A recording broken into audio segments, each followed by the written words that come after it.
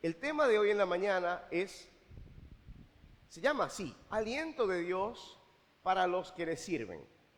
Aliento de Dios, aliento del Señor. Y en el pasaje que acabamos de leer, vamos a encontrar palabras afirmativas del autor de los Hebreos, de parte del Señor, que animan a la iglesia del Señor, que animan a los que son pueblo del Señor a continuar sirviéndole. Y lo hace partiendo de algunas promesas específicas y de algunos ejemplos y algunos argumentos que vamos a revisar. Pero quisiera preguntarles, muchos de nosotros, de los que estamos acá, nos consideramos siervos, pero ¿usted no se ha encontrado en algún momento preguntándose si realmente vale la pena esto de servir al Señor? ¿No se lo ha preguntado? ¿Realmente esto vale la pena? Hay gente disfrutando, hay gente en fiestas, hay gente en pachanga, hay gente disfrutando, entre comillas, de su buena vida, de lo que tienen. No le dicen que no a nada de lo que se les antoja. Le dan rienda suelta a su carne para disfrutar, entre comillas, de los placeres temporales de la carne. ¿Usted no se ha encontrado pensando, realmente esto que yo estoy viviendo vale la pena? O se ha encontrado sirviendo con mucha alegría al pueblo del Señor, a la iglesia del Señor, y lo que recibe es murmuración, queja, difamación, traición, deslealtad o la sensación de que no es adecuadamente valorado su servicio? ¿Lo ha vivido en el contexto de la iglesia, en el contexto de su familia? Madres, me paro temprano, le hago la comida, le lavo la ropa, va a la escuela, lo traigo, me siento, le hago las tareas, y a los 18 años el muchacho le dice, no te metas en mi vida, que yo quiero hacer con mi vida lo que me da la gana. Las madres dijeron amén. Pregunto, ¿no se ha encontrado preguntándose usted si realmente esto de servir al Señor y de serle fiel al Señor vale la pena? Yo creo que el autor de esta carta, el autor de este pasaje, tiene algunas cosas que decirnos al respecto. Pero yo quiero contarles otra historia. Es la historia de Aggie Horst, o como quiera que se pronuncie, y cuyo nombre original realmente era Aina Flood. Aina era hija de sus padres, obviamente, David y Svea Flood. Sus padres suecos. Estoy hablando del año 1921.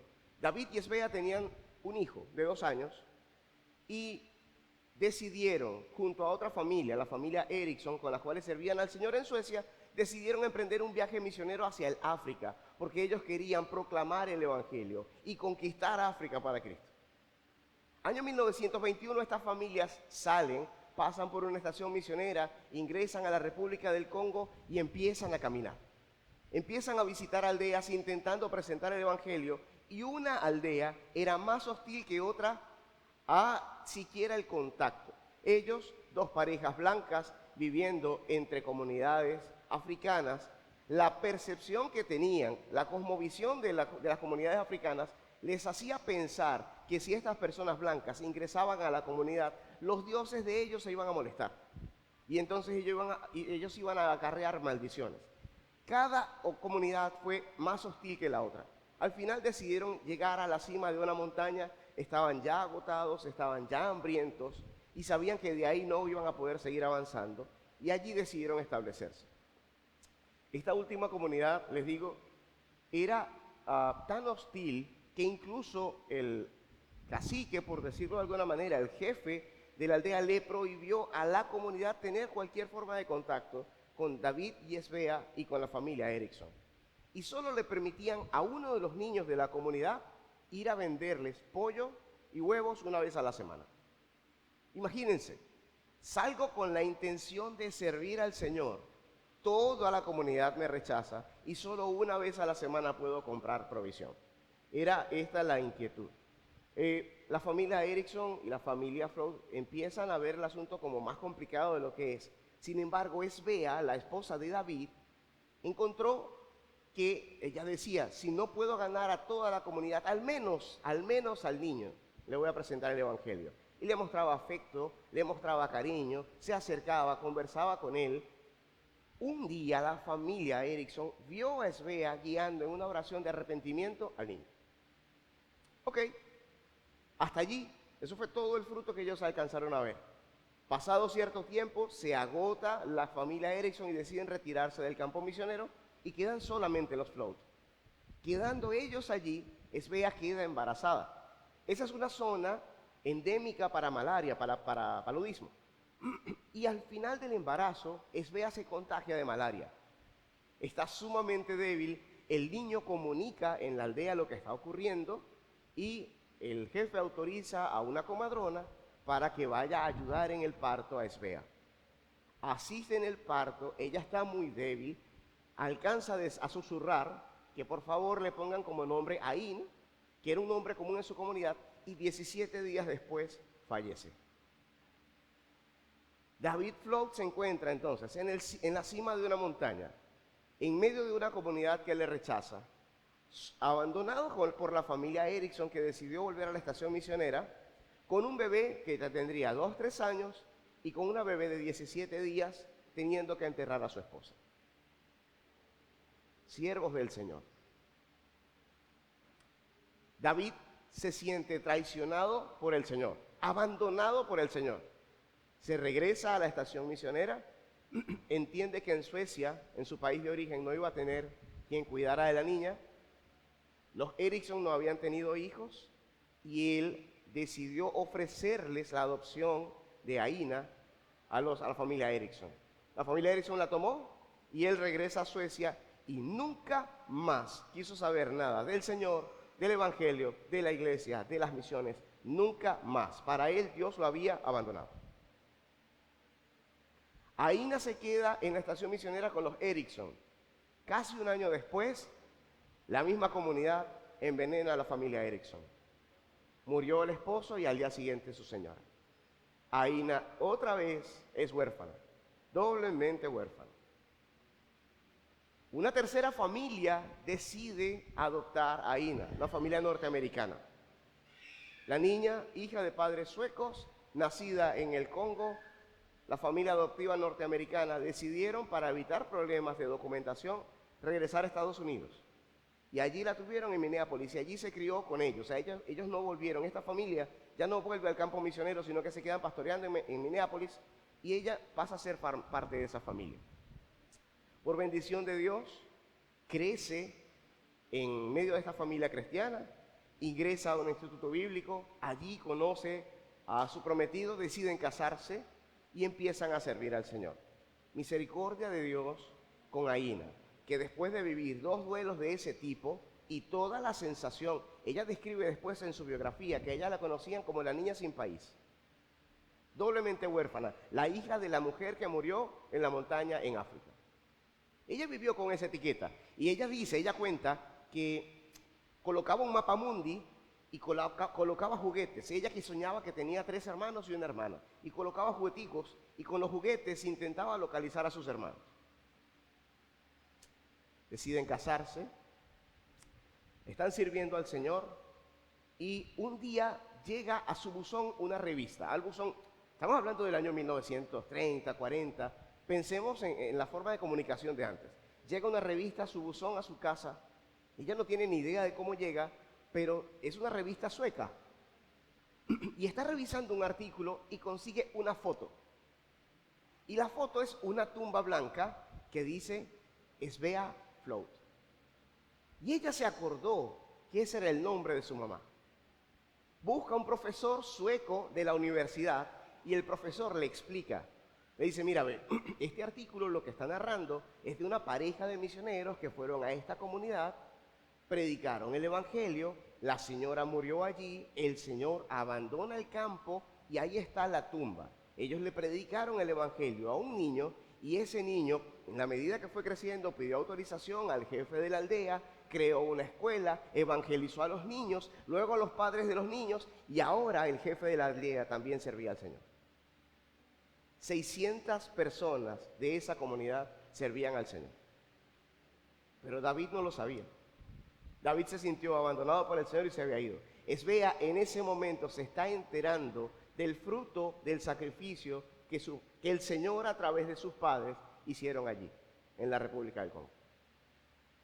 Bajo esta perspectiva, hasta este punto, si ustedes fuesen David Flow y no saben nada de esto, ¿consideran que vale la pena servir al Señor? Es difícil. Uno dice que sí. Hay que ponerse en los zapatos de David. Perdí a mi esposa, tuve que abandonar a mi hija y no hubo fruto del trabajo realizado. Es difícil. En algún punto uno se puede cuestionar si realmente vale la pena o no servir al Señor. Sin embargo, el Señor, a través de su palabra, tiene palabras de ánimo para todo aquel que decide servirle.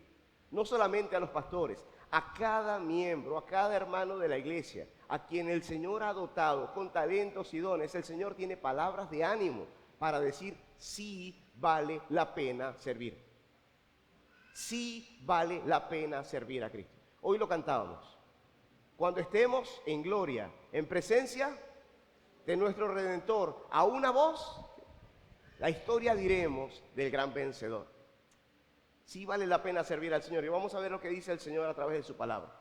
Volvamos al texto, por favor, Hebreos 6. Hay un primer principio que podemos encontrar en el versículo 10. El versículo 10 dice así: porque Dios no es injusto para olvidar vuestra obra y el trabajo de amor que habéis mostrado hacia su nombre, habiendo servido a los santos y sirviéndoles aún. Una primera verdad que uno puede extraer de ese pasaje es que el Dios de justicia no se olvida de la obra de sus hijos. El Dios de justicia no se olvida de la obra de sus hijos. Es decir, Dios es, no solo que Dios es justo, Dios es justicia. La definición de justicia es Dios. La excelencia de la justicia es Dios. El hermano Luis Gamardo es abogado. Y hay algunos hermanos que también lo son, la hermana Maribel, la hermana Marina. Ellos son abogados y en algún punto han tenido que enfrentarse en un tribunal a un juez. Pero ese juez en el tribunal, aunque debe impartir justicia, él es imperfecto.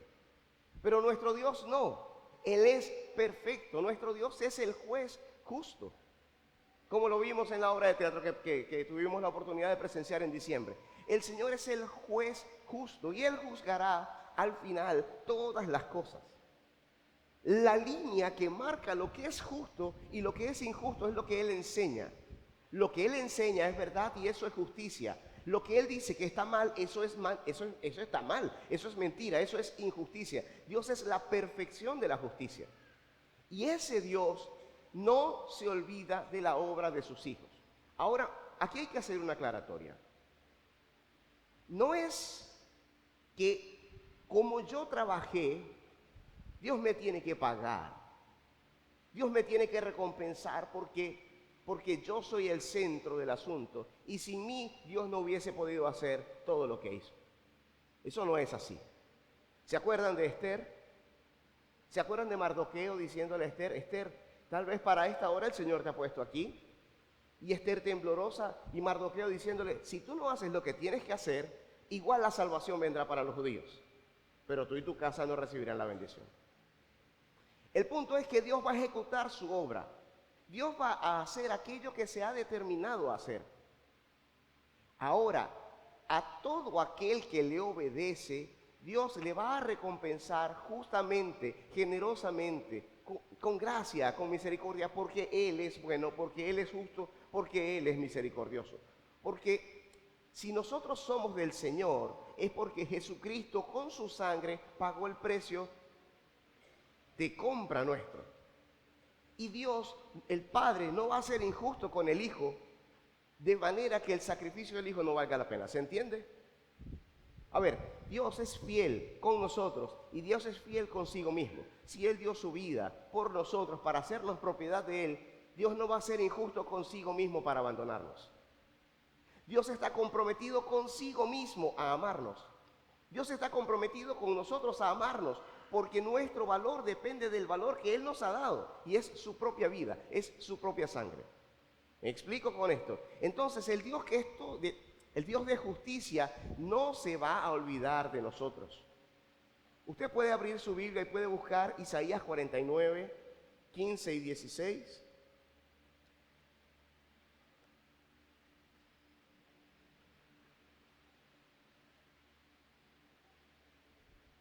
Isaías 49, 15 y 16 dice así: ¿se olvidará la mujer de lo que dio a luz para dejar de compadecerse del hijo de su vientre? ¿Alguna madre aquí sería capaz de olvidarse de sus hijos? ¿Sería capaz de irse de vacaciones a Los Roques y dejarlo un mes en casa sin comida? Hablando de un bebé de 2, 3 años, sin posibilidad de resolver su propio sustento. ¿Usted podría irse a Los Roques durante un mes y dejar a su hijo pasando hambre en su casa y venir a ver al mes cómo sigue? Bueno, hay madres que lo han hecho. El año pasado recién, una mujer fue detenida en Estados Unidos porque salió de viaje y su hijo quedó en casa y murió por inanición, murió por hambre. Ella había salido a disfrutar. ¿Se olvidará la mujer de lo que dio a luz para dejar de compadecerse del hijo de su vientre? Aunque olvide ella, dice la Escritura, dice el Señor, aunque olvide ella, yo nunca me olvidaré de ti. He aquí que en las palmas de las manos te tengo esculpida. Delante de mí están siempre tus muros.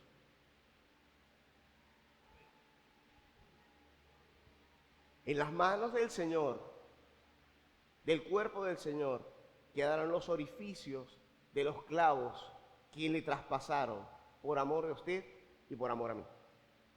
El Señor no se va a olvidar de usted. Usted que es su siervo, usted que es su hijo, por muy difícil que la situación se ponga, el Señor no le va a abandonar. El Señor no le va a dejar. El Señor no le va a soltar. Dios no se olvidará de sus hijos. Dios no se olvida de sus siervos. Salmo 145, 18 dice que Jehová está cercano a los que le buscan de verdad. Entonces, el primer principio de este pasaje, la primera razón por la que podemos decir si vale la pena servir a Cristo, es porque el Señor nunca me va a abandonar. Aunque el servicio implique sufrimiento, yo no voy a sufrir más de lo que Él sufrió por mí. Y aunque el servicio implique sufrimiento, Él no me va a abandonar a mí. Estaba en la cruz Jesús, sufriendo. ¿Se acuerda una de las frases que Jesús dijo en la cruz? Dios mío, ¿por qué me has abandonado? ¿Usted ha pensado en esa frase alguna vez? ¿Por qué Jesús dice eso? ¿Por qué Jesús dice que el Padre le abandonó? Segunda a los Corintios 5, 21 dice: al que no conoció pecado, por nosotros lo hizo pecado, para que nosotros fuésemos hechos justicia de Dios en él. En ese momento Jesús representa en la cruz la carga de pecado suya y la mía. Así que Jesús es visto allí como todo el pecado de la humanidad. Y experimenta el abandono del Padre, experimenta el dolor porque la ira de Dios desciende sobre él. Y tal vez eso debe haber dolido más que los clavos. La ira del Padre sobre el Hijo, cargando el peso de su culpa y la mía, para que usted y yo, en medio de nuestro sufrimiento, no fuésemos abandonados por el Señor. Aunque el servicio implique sufrimiento, el Señor no se olvidará de nosotros. Cuando sirvamos a otros hermanos, sea en el área que sea, recordemos que lo hacemos para el Señor, no lo hacemos para que nos vean, no lo hacemos para que nos aplaudan, no lo hacemos para ganar el favor de nadie, no lo hacemos por chantaje, no lo hacemos por obtener rédito o un beneficio económico, no lo hacemos para que nos vean bien, lo hacemos para agradar al Señor. Servimos para agradar al Señor, servimos al Señor y servimos a nuestros hermanos. Lea el pasaje. El pasaje dice, el 10, porque Dios no es injusto para olvidar vuestra obra y el trabajo de amor que habéis mostrado hacia su nombre, habiendo servido a los santos y sirviéndoles aún. Estamos hablando no solo de servicio al Señor, estamos hablando del servicio mutuo. Estamos hablando de las atenciones entre nosotros. Estamos hablando del servicio en la iglesia local. Estamos hablando de la atención a las necesidades. Usted haga eso por amor del Señor. El Señor no se va a olvidar de usted. Cuando sirvamos a otros, sea en el área que sea, recordemos que lo hacemos para el Señor y que Él valorará justamente todo lo que hacemos por amor a Él. Sirvamos sabiendo que la recompensa viene de Dios y no de los demás. Si usted no recibió el elogio, sirva al Señor. Si usted no recibió el aplauso que quería, sirva al Señor. Si usted experimentó traición, el Señor fue traicionado por los discípulos después de lavarle los pies, ¿saben? En la última cena. El Señor fue traición después que le lavó los pies a los discípulos. Y usted y yo también hemos traicionado al Señor. Punto. Segundo, versículo 11. Pero deseamos que cada uno de vosotros muestre la misma solicitud hasta el fin, para plena certeza de la esperanza. Pero deseamos que cada uno muestre la misma solicitud hasta mañana al mediodía. ¿Dice así el texto? ¿Hasta cuándo? ¿Hasta el viernes? ¿Hasta fin de año? Hasta el fin de nuestra vida. Deseamos que cada uno muestre la misma solicitud hasta el fin, para plena certeza de la esperanza. Hermanos, perseverancia. Siempre recuerdo el último mensaje que predicó el pastor Molero aquí, antes de partir a Estados Unidos, año 2017, si no mal recuerdo. Si no me equivoco, año 2016, 17, por ahí. El título del sermón era Preservados para perseverar. Y el pastor Molero decía que el Señor preserva, guarda, conserva. Como usted guarda un anillo de oro, como usted guarda un regalo muy preciado para usted, el Señor preserva a los que son suyos para que perseveren hasta el final. La perseverancia es una evidencia de que realmente somos del Señor. La perseverancia en el Señor es una de las muestras de que hemos sido salvos. No en vano la Escritura dice: el que persevere hasta el fin, este será salvo. No es que me voy ganando la salvación todos los días. Yo recibo la salvación, pero una evidencia de que he sido salvo es que persevero hasta el final. Yo no necesito que la mata que está afuera eche mango para saber que es de mango. Yo sé que es de mango, pero si de ahí saliera una patilla, lo dudaría. No, pero la mata de mango va a dar mangos porque esa es su naturaleza. El creyente da fruto del Espíritu porque esa es su naturaleza. ¿Sí? Entonces, el servicio en el Señor no se trata de un servicio ocasional. Yo puedo venir al culto el domingo, escuchar un mensaje que me desafía, que me reta, sirvo 2 meses, ya me peleo con el primer hermano y digo: me voy de la iglesia y no quiero saber nada de esta gente. O serví 1 año al Señor y luego me desentiendo del Evangelio. El servicio no se trata de un asunto ocasional. Esto no es para la cena de fin de año o para el Día de las Madres o el domingo que me corresponde estar en protocolo. El servicio es una actitud continua del creyente. Y un creyente, alguien que realmente ha escuchado, creído y entendido el mensaje del Evangelio, va a continuar en una línea creciente de comprensión del llamado que Dios le ha hecho. ¿Me explico con esto? ¿Sí?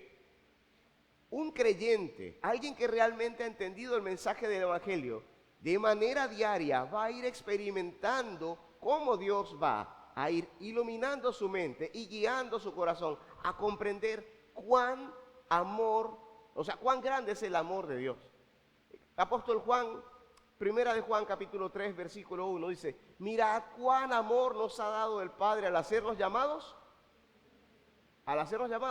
hijos de Dios.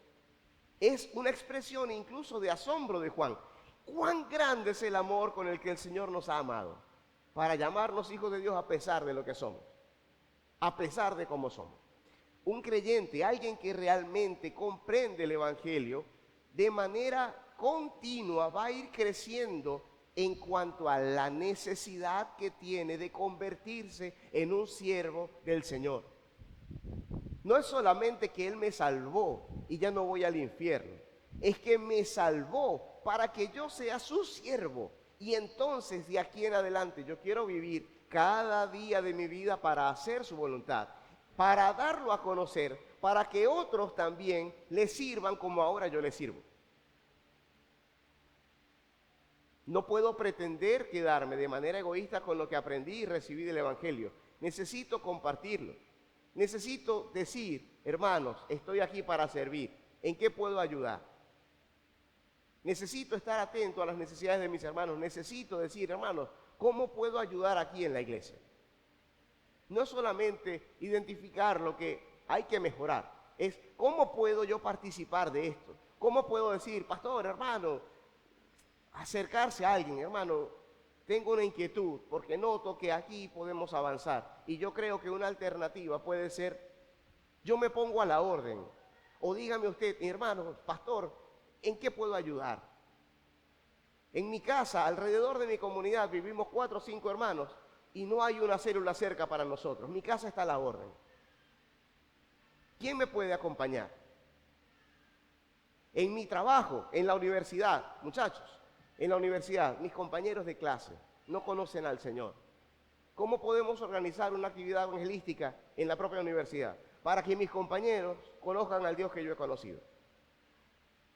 Es servir en todos los contextos, es servir en todos los contextos. Y la perseverancia es una evidencia de eso. Ahora, que vamos a estar continuamente en una lucha con el pecado, sin duda. Que somos siervos imperfectos, evidentemente. Y cuanto más usted nos conozca, o cuanto más conozcamos al otro, más le vamos a ver las costuras, más le vamos a ver los defectos. Y eso es parte de la vida cristiana. Eso es parte de la vida de iglesia. Somos un cuerpo de personas imperfectas sirviendo a un Dios perfecto, creciendo en amor, en comunión, en conocimiento del Señor. Pero crecemos cuando estamos cerca, crecemos cuando estamos juntos. Somos llamados a esto, hermanos. ¿Saben? Y el pastor Denis mencionaba algo interesante. Bueno, mencionaba muchas cosas interesantes en el sermón anterior. Sin embargo, él mencionaba el ejemplo de Abraham. Están Abraham e Isaac subiendo al monte Moriah.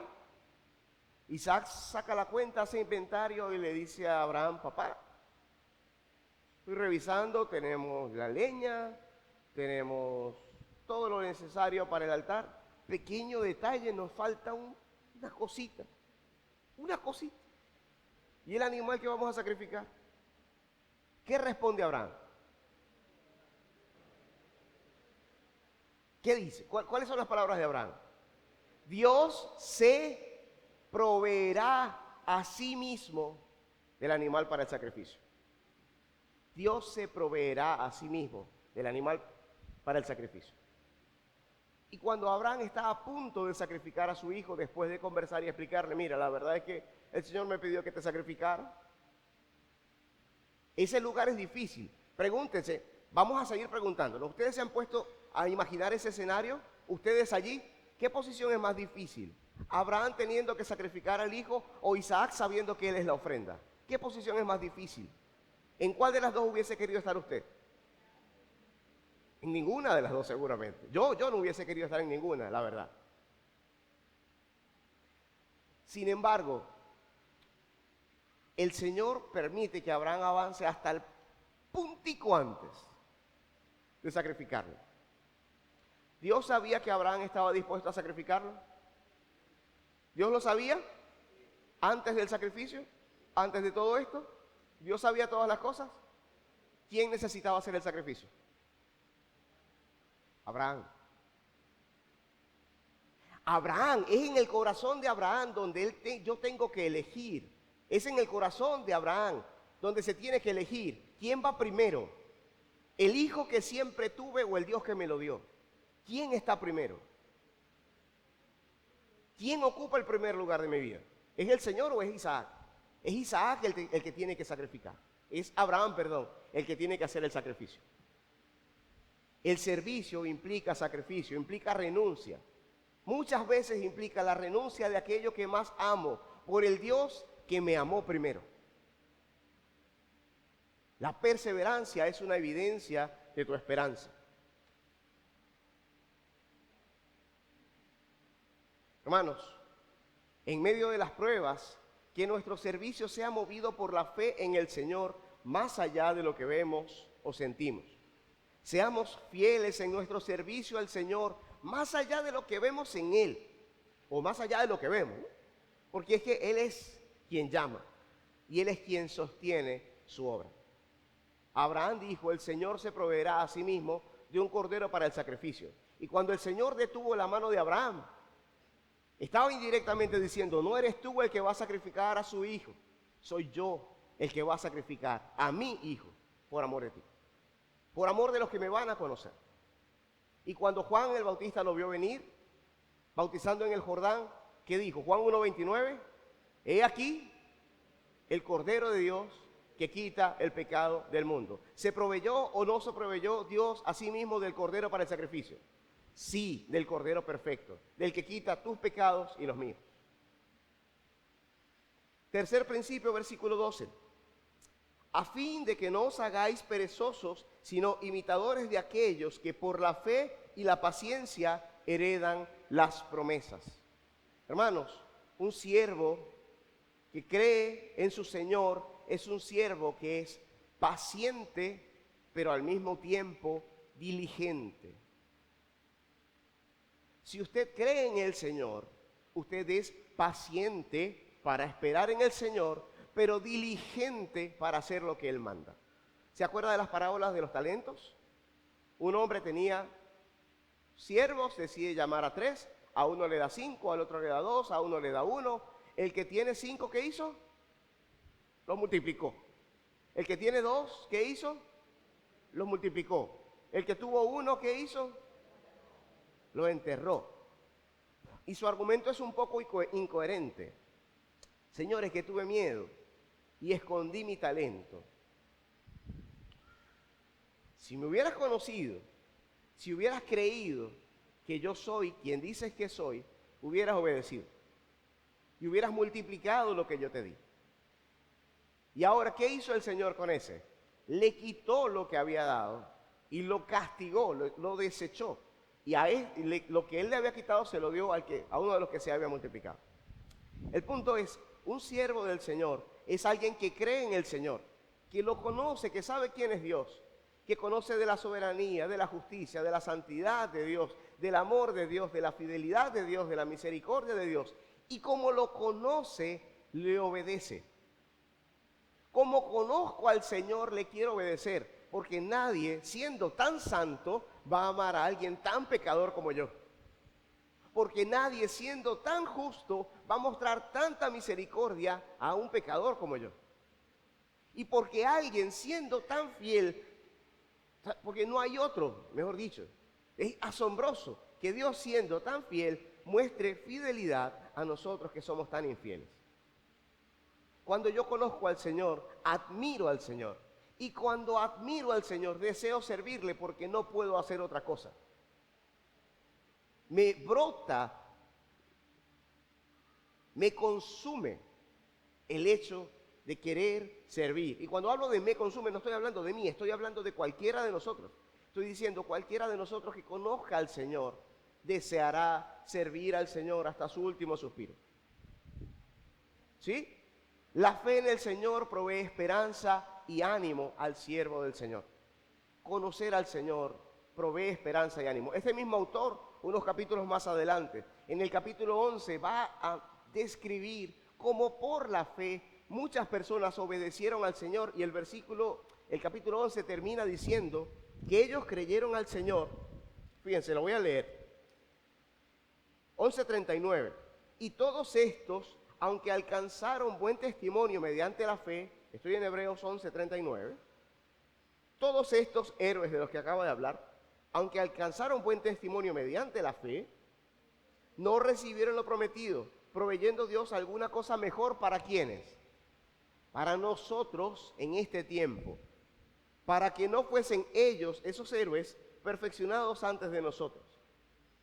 Y entonces toma el ejemplo de ellos para animarnos. Dice, por tanto, nosotros también, teniendo en derredor nuestro tan grande nube de testigos, despojémonos de todo peso y del pecado que nos asedia y corramos con paciencia la carrera que tenemos por delante. Puesto los ojos, ¿dónde?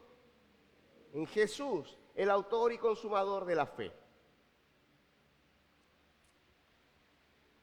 La vida de estas personas, la vida del Señor mismo, nos provee a nosotros ánimo y esperanza para servir al Señor. Cuando servir al Señor duela, usted recuerde, Señor, yo no he sufrido tanto como tú. Piense, el mismo versículo, los mismos versículos, voy a continuar. Puesto los ojos en Jesús, el autor y consumador de la fe, el cual, por el gozo puesto delante de él, sufrió la cruz, menospreciando el oprobio, y se sentó a la diestra del trono de Dios. Versículos 3 y 4 del capítulo 12. Considerad a aquel, hablando de Jesús, que sufrió tal contradicciones de pecadores contra sí mismo, los pecadores asesinando al que los vino a salvar, los enfermos atacando, agrediendo y matando al que los vino a sanar. Una contradicción de pecadores contra él. Consideren a aquel que sufrió tal contradicción de pecadores contra sí mismo, para que vuestro ánimo no se canse hasta desmayar, porque aún no habéis recibido hasta la sangre, porque aún no habéis resistido hasta la sangre combatiendo contra el pecado.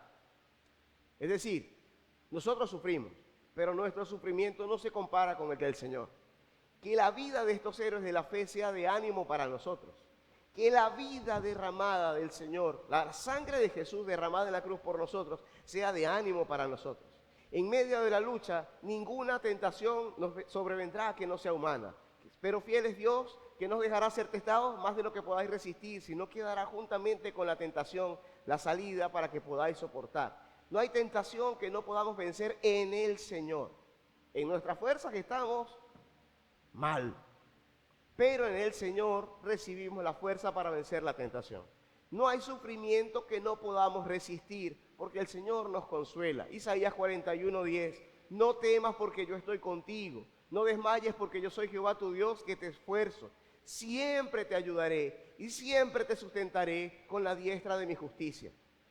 Es el Señor animándonos, es el Señor diciéndonos que cobremos esperanza y continuemos sirviéndole. Ahora, atendamos un detalle.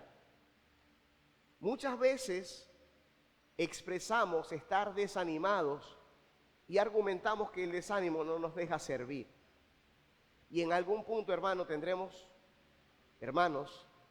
que revisar nuestro corazón y evaluar si ese desánimo realmente esconde ese orgullo y egoísmo. No estoy dispuesto a renunciar a mi ego para servir a alguien que me ofendió. No estoy dispuesto a humillarme delante del otro para pedir perdón. No estoy dispuesto a reconocer que yo me equivoqué. Y digo, estoy desanimado. Realmente puedo estar siendo orgulloso. Y puedo estar negándome a perdonar y a buscar el perdón que el Señor me llama a buscar. Puedo estar negándome a procurar la comunión que el Señor me llama a tener. Puedo estar maltratando a mis hermanos verbalmente. Y recuerde una cosa, hermano, la iglesia es la esposa del Señor. Puedo estar ofendiendo a la esposa del Señor con mis acciones, con mis actitudes, con mis palabras y argumentar que estoy desanimado y por eso no quiero servir. Tenemos que revisar nuestro corazón en este sentido. Por último, quiero decirles una frase que, esto no necesariamente es tan cierto. Cuando digo ya para terminar, quedan algunos poquitos minutos. Pero quiero cerrar esta idea para decirles esto. La carrera de la fe vale la pena correrla. Porque, ¿qué dice Juan 14:6? Jesús dijo, yo soy el camino, y soy la verdad, y soy la vida. Y nadie viene al Padre sino por mí. La carrera de la fe vale la pena correrla porque Cristo es el camino por el cual las vamos a correr. Y cuando lleguemos al final, Cristo es la meta a la que vamos a llegar. Y no solo eso, sino que en el camino, en el camino que es Él, para llegar a la meta, que es Él mismo, contamos con la ayuda de Él. Y al final del camino vamos a recibir un premio que es Él mismo. Lo más importante no es la corona ni cuántas perlas tiene. Lo más importante es que vamos a estar con el Señor y le vamos a poder ver cara a cara. Eso es lo más importante. Si el Señor nos da una corona o no, no lo sé. De verdad, hermanos, yo no lo sé. No lo sé. Pero poder ver al Señor es suficiente premio. Considere que usted y yo merecíamos el infierno y Él dio su vida en rescate por nosotros para que un día, cuando allá se pase lista, cuando estemos en gloria, le podamos ver cara a cara. Amén. Hermanos, Policarpo, obispo de la iglesia de Esmirna, año 155 después de Cristo. Estaba siendo perseguido como había sido perseguida parte de la iglesia. Y estaba siendo acosado, torturado, para que él renegara de su fe. Instantes antes de morir, le demandan que él blasfeme contra el Señor. Y Policarpo dice, 86 años le he servido a él y él nunca me ha hecho daño. ¿Cómo entonces yo podré blasfemar a mi Rey y Salvador? Y después de una declaración así, sus enemigos no se arrepintieron, ¿sabe? Lo quemaron y le traspasaron con una lanza. Y el premio de Policarpo fue poder ver al Señor cara a cara. Cuando estemos en gloria, en presencia de nuestro Redentor, a una voz la historia diremos del gran vencedor. Cuando sirvamos, tomemos el ejemplo de obediencia y perseverancia de los siervos fieles del Señor, cuyas vidas a lo largo de las Escrituras, lo leímos, Hebreos 11, nos recuerdan que el Dios justo y verdadero que los sostuvo a ellos es el mismo que nos sostiene a nosotros hoy. Hemos visto en la clase de atributos de Dios que Dios es inmutable. El mismo Dios que sostuvo a Abraham, que detuvo la mano de Abraham para que no sacrificara a Isaac. El mismo Dios que sostuvo a su pueblo en el desierto. El mismo Dios que dio su vida por nosotros. El mismo Dios que convirtió a Pablo camino a Damasco. El mismo Dios que sostuvo a la iglesia del primer siglo es el que nos sostiene hoy. Es el mismo. Él no ha perdido un ápice de poder. Es el mismo, ayer y hoy y por los siglos. Algunas conclusiones entonces, hermanos. La palabra del Señor no vuelve vacía. Y lo que usted haga para el Señor y para su iglesia no será en vano. Cuando usted voltee a su lado, hacia atrás y ve a sus hermanos, sepa una cosa: es tu hermano comprado por la misma sangre que tú. Es mi hermano comprado por la misma sangre que yo. Ante los ojos del Señor vale lo mismo él que yo. Valemos lo mismo. Somos igual de importantes. Y el Señor, Filipenses capítulo 2, versículos 3 y 4, nada hagáis por contienda o por vanagloria, antes bien con humildad, estimando cada uno a los demás como superiores a él mismo. Cuando usted se relaciona con algún hermano que le hace algún llamado de atención, usted lo ve con cara de, oye, tengo que estimarte como superior a mí mismo, o lo ve con cara de, ¿qué te has creído tú que yo no valgo? ¿Con qué cara lo ve usted? ¿Qué sentimiento se despierta en el corazón cuando recibe una exhortación, una amonestación, cuando recibe una corrección? Eso que aparece en el corazón es una evidencia no de lo que hay en el otro, sino de lo que hay en mí. Y esto lo tengo que llevar delante del Señor.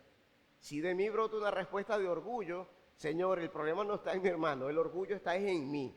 Yo necesito, Señor, que hablemos de este orgullo que estoy sintiendo. Señor, necesito que hablemos del rencor que estoy sintiendo porque la cosa está fuerte y no me está dejando servir en comunión. Y voy a tomar la cena del Señor y hay una espinita, una cosa allí. Necesito, Señor, que hablemos de este rencor que estoy sintiendo. Necesito que hablemos del orgullo que estoy mostrando. Necesito que hablemos de mi falta de comunión. Señor, necesito que hablemos de esto. Tengo que pedirte perdón. De eso también se trata el servicio. Ahora sí voy a terminar y le voy a contar la otra parte de la historia. Una fotico.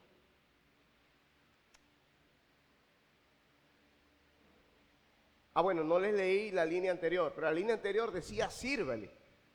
No escondas tus dones y talentos. No te dejes vencer por la pereza y el desaliento, por el orgullo y el rencor, por las heridas y las críticas. Sirve al Señor. Esfuérzate y aliéntese tu corazón. Y en eso fue lo que quiso decirle Aína a su papá. No le conté el resto de la historia. Ella, años después, estaban en el aniversario de bodas de Aína. ¿Se acuerdan de Aína? La historia que les conté, ¿no? Aína se casó y en su aniversario de bodas número 25, el colegio decidió regalarles unos boletos para ir a Suecia. Y Aína fue a buscar a su familia. Se enteró que su papá se había casado con la hermana de su esposa, es decir, con su cuñada. Y con ella tuvo 4 hijos. ¿Saben? Los 4 hermanos que ella quería. Tuvo un encuentro con ellos, pudo conversar con ellos. Si ella le dijo a ellos que ella quería ver a su papá. Ellos le dijeron, está bien, pero no le hables nada de Dios porque se encrispa, no lo soporta, no lo tolera. No le hables nada del Señor. Aína llega y se encuentra, y ella lo describe en su biografía como un viejo muy débil, calvo, deteriorado, pegado contra la pared. Era diabético, había sufrido un EBC, un ACV, una enfermedad cerebrovascular, y estaba ahora postrado en cama. Había botellas de licor por toda la casa. La casa era toda hecha ruinas. Y la hija, hermana de Aína, llega donde su papá y le dice, papá, aquí está Aína. Y él empieza a llorar conmovido. Y dice Aína escribe, lo primero que su papá le dice al voltearse es, yo nunca quise dejarte, yo nunca te quise abandonar. Y le dice, papá, está bien, no pasa nada. El Señor usó eso para bien. El papá, ella describe, mi papá se puso otra vez rígido, las lágrimas se le secaron, se dio media vuelta y no quiso verme y dijo, por culpa de Dios estamos así. Aína le dijo, no sabes el resto de la historia, déjame contarte. Ahí le dice, el niño que creyó en el Señor pudo predicar el Evangelio, ahora toda la aldea sirve al Señor, hay 600 personas allí sirviendo al Señor, hay escuelas, hay agencias misioneras en ese lugar. Y ella dice que su papá se voltea y la mira con ojos de esperanza, como deseando que lo que él le estaba diciendo fuese cierto.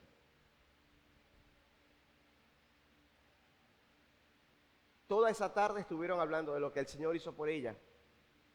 Y la relación entre David y el Señor fue restaurada. Él se reconcilia con el Señor, ¿saben? Ella tuvo que volver a Estados Unidos a seguir sirviendo allá. Y a las pocas semanas se entera que su papá ahora había fallecido y había partido con el Señor. Y que en sus últimos días, en sus últimas horas, delirando, hablaba en la lengua de la comunidad donde él había estado sirviendo. El Señor no se olvida de los suyos.